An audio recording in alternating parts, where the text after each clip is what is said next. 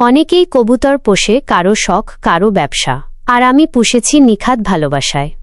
এই ভালোবাসার পথে হাঁটতে হাঁটতে কেটে গেছে প্রায় 6 বছর। এই সময়ের মধ্যে কত জাত, কত রঙের কবুতর চোখে পড়েছে। তবুও মন খুঁজত এমন কিছু যাকে দেখলে মনে সত্যি শান্তি লাগে। অনেক চেষ্টা, অনেক ভুলের পর একদিন হাতে পেলাম এক জোড়া সাদা বাগদাদি হোমা।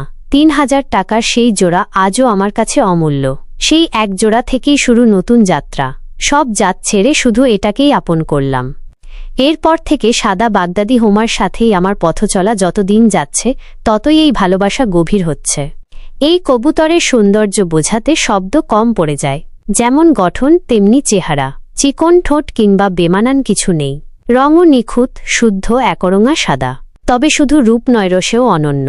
অন্যান্য কবুতরের মাংস খেয়েছি, কিন্তু বাগদাদি হোমার স্বাদ বলে বোঝানো যায় না।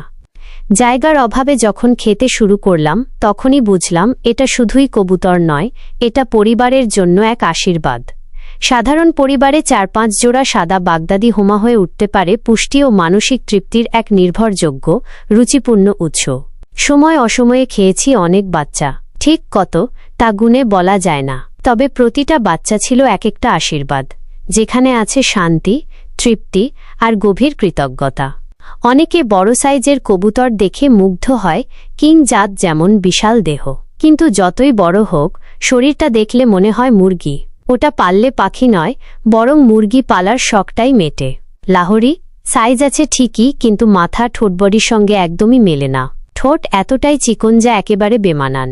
আর কিছু কিছু লাহোরির চোখের ওপর রং চলে আসে, চোখে কালো দাগ পড়ে যায়, দেখতে খুবই খারাপ লাগে। শার্টিন তো সাইজে একেবারেই ছোট, তার বাচ্চা খাওয়া তো স্বপ্নেও ভাবা যায় না। আর বিউটি হোমা, মাথার শেপ ও নাকের অংশ মাঝে মাঝে আকর্ষণীয় মনে হয় ঠিকই, কিন্তু সব সময় নয়।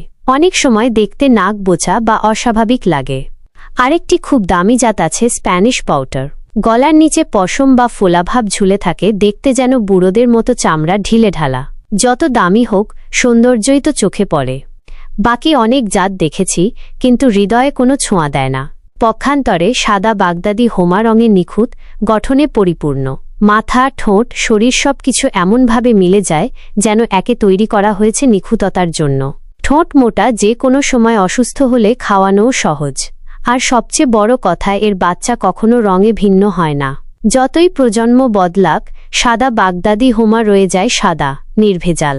এই চ্যানেল, এই গল্প শুধু কবুতরের নয়, এটা আমার জীবনের একটি নির্ভেজাল অধ্যায়। আপনাদের সাথে এই ভালোবাসা ভাগ করে নিতেই হোয়াইট উইংস শুরু করেছি।